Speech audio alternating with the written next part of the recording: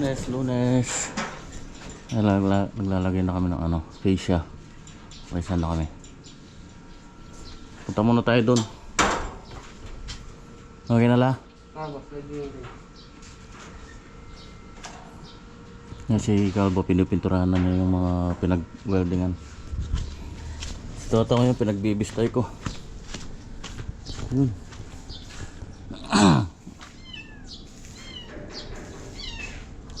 May pondo na.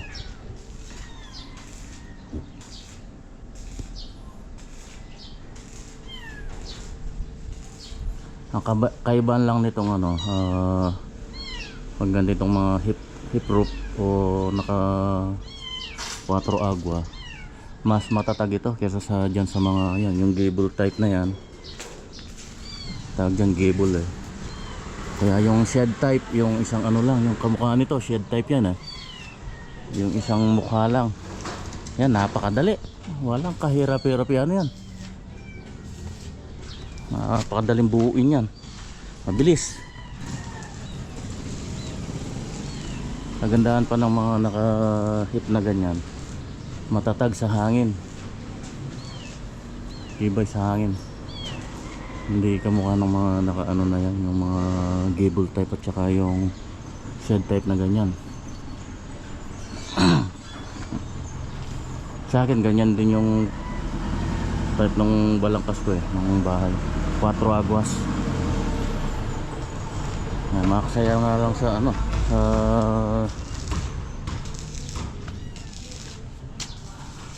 makasaya sa materyales tsaka sa labor.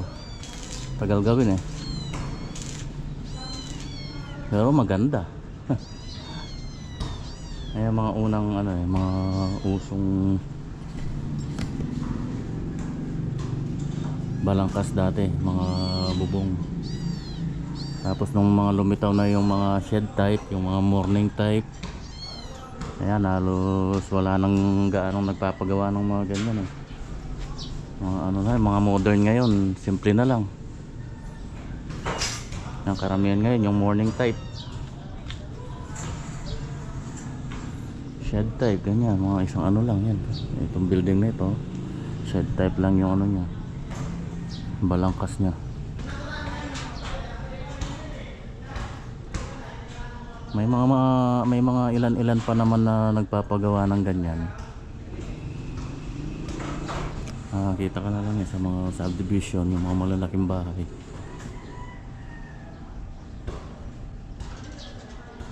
Gusto kasi ngayon mabilisan eh. Ayan, mga ganyan. Terus napakadaling buuin yan. Nabuo ko na yung ano pala, nakakantukan ko na yung isang corner natin na gutter yan. Ito yung isa, pinagdugtong ko na rin. Ayan, may ano na rin, elastocell. So dun yan, dun sa corner dun. Ito. Tapos ito yung kadugtong patakbo rito. Baba ko niya yun eh. Wah. Tapos lipat ta niya ini. Lipat tayo ni kanyan ken. Nalanganin niya yan. Ali, baba niya sa akin pa. Ha? Baba niya, paano pa yun? May abot. Abot me. Wali, wait niya ang bait naman. Paano pa yan? Baba tayo. Ali, hindi na ilipat ta. Lata na rin gawang kayo ni. Tutugin kita. Okay, na kami ng gutter. Meron na yun dun. Bali, 2 dugtong na yun. Plus yung nakabali na yun na isang buo.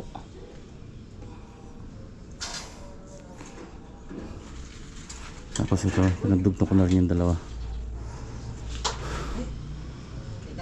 Pagka maglalagay kayo ng gutter, hanggat maaari, pinagdudugtong nyo na yung 2 para mas mabilis tsaka mas pulido.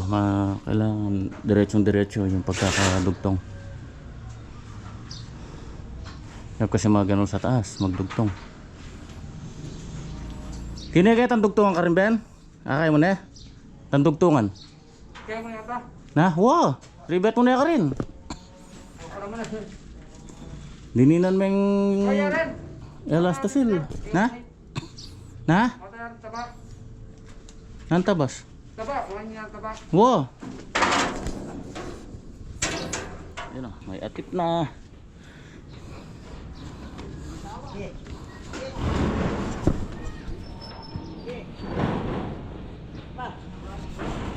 Yung pinagbaklasan, magagamit din yun. Sinama ko na sa ano yan, nung nag-potato ko.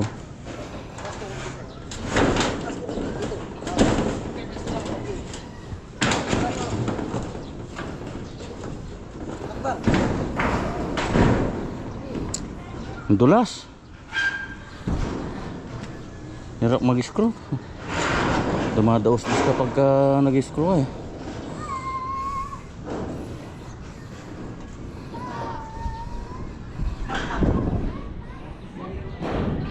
Tigas, ang kapal ng yero. Mabigat. Baligtad ya. Durot niya.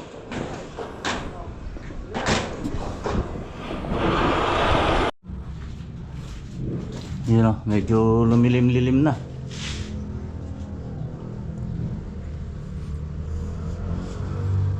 Ito magagamit pa ito yung mga retaso na ito pagdating sa mga sulok-sulok na yan. Di pagka nag-clustering tayo nito, presko.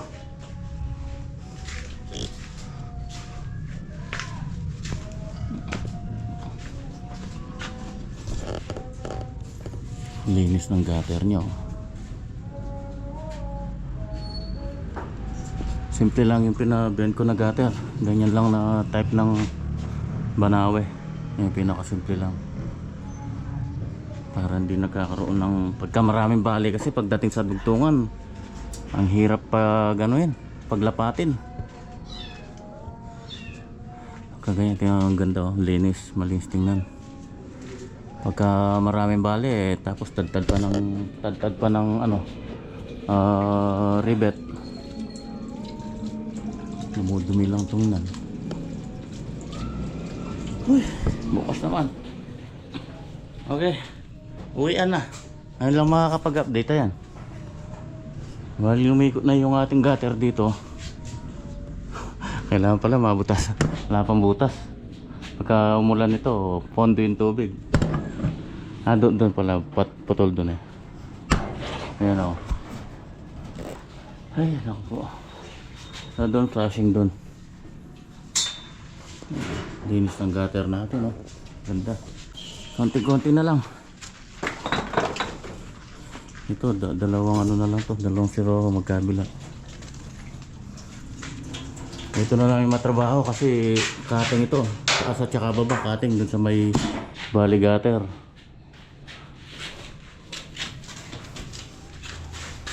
Yun, dito, ano na lang to.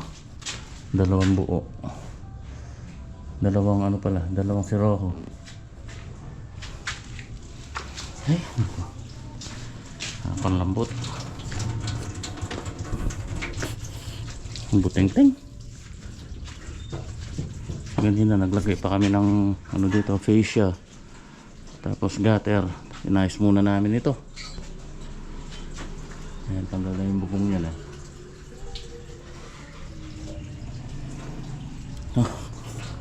Bukas magkakaalaman.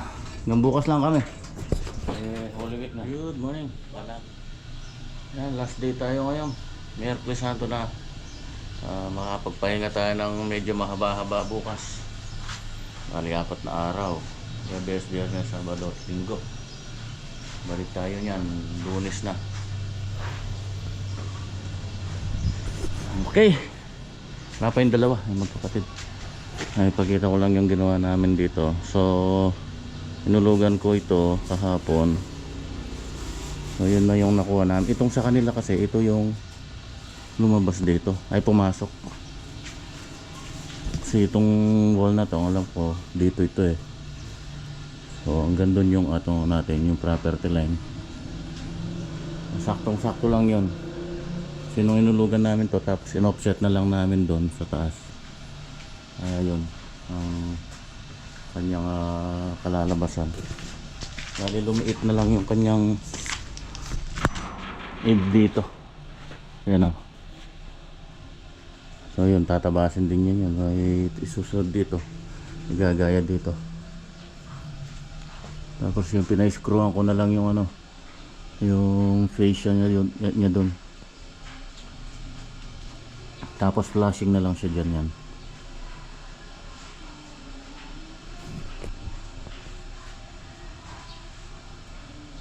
Dun maluwag na siya eh. Dito lang siya masikip dahil patulis nga itong ano, yung pader, yung tabas ng lote.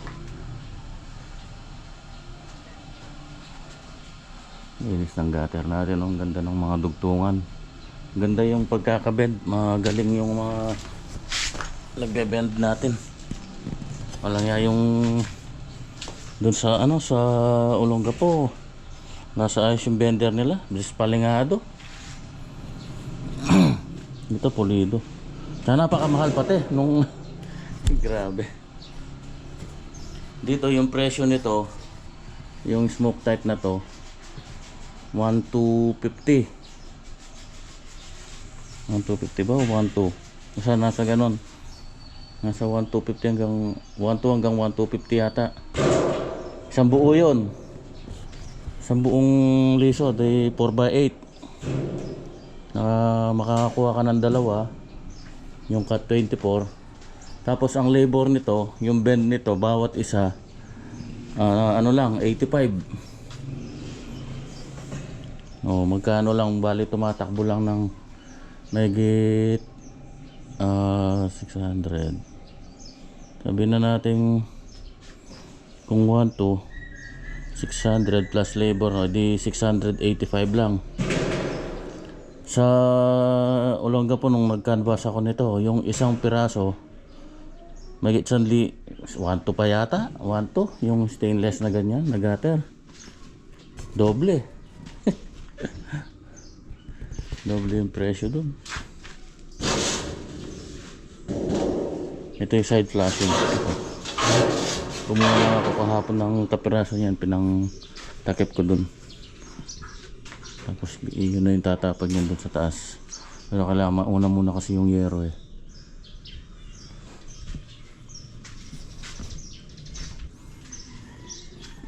Konti na lang. Mga siro na lang. Tapos yung ridge roll natin, yung palupo.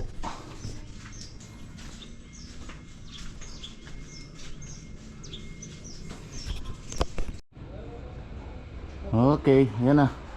Nalagyan ko na ng pambitbit yung ano, yung gutter yan, nakapirmis na yan. Yung bracket, diretso na yan. At tingnan natin. Ilalagay sila ng ano, ridge roll. Isang side na yun. Yan o. Tuwid na tuwid. Ayan. Mga bracket na ginagawa ko dito, pabilog para matibay, matatag. Hindi siya lalambot-lambot. Tapos meron din yan pambitbit kasi pagka may tubig yan, kumakarga yan, minsan bumababa. Yan, para may pang-alalay. Tigas oh. Ayan. Nakabatik na tansi oh. Kaya patapos ko na lang yun. Pahinga na kami. Baka Miyerkules Santo tayo eh. Huwag mo kung hilahin. Kasama din ako yan. Napakabuting talaga pagka mga ganito. Kung yung shade type lang, tagal ng tapos to. Yan ang paglalagay ng palupo na yan. Napakatrabaho niyan. Cutting dun sa mga pagdating sa rib. Hindi katulad sa mga ganyan pagka mga shade type. Lalagay mo lang dyan gutter tsaka side flashing. Wala na. Wala mang palupo yan eh. Wala mang ridge roll o ridge cut. Yan o, mga ganyan. Pakasimpleng gawin. Ito, triple yung trabaho pagka ganito. Maganda naman, tingnan nyo naman. Walang wala sa design pagka yung mga shade type lang na ganyan. O kahit yung gable type.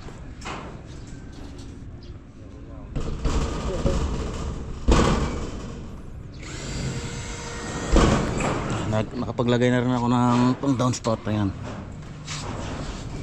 baka biglang umulan, makukulong yung tubig.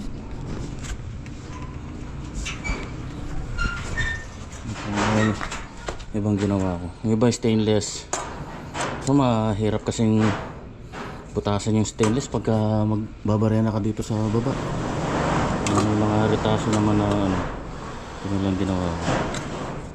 Tapos yung naka ano rin yan, rivet, nakamatse para di kumalas. Pupukpukin mo lang ng ano, pangpungsol. Ito na. Kita na. Kaya wala kasing ganyan, pag di mo pinukpok ng ganyan, bumibitaw. Hindi bibitaw yan. 3 lang ang ano nito, haba 3 inches.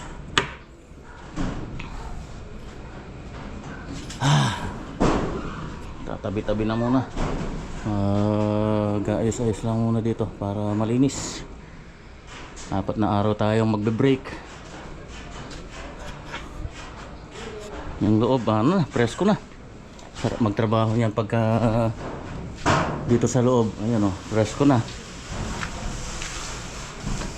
O, ka nag-plastering ka nito, hindi ka na may initan.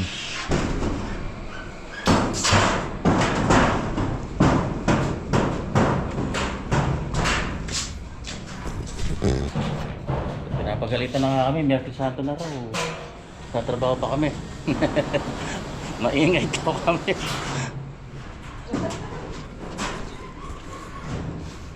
Bigyan natin ng ano, pahinga. Yan si Marvin, uuwi daw sila sa Bulacan. Pamilya niya. Bigay daw sila mamaya.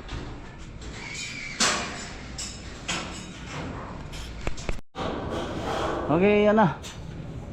Malinis na. Break muna tayo ng 4 days.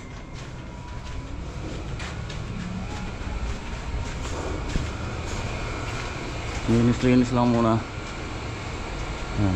Gandun na atipan na. Pero yung gutter kailangan diretso yan. By next week, tanda na yan. Okay, yan lang muna. Holiday muna tayo. Ganito na lang muna. Bye bye.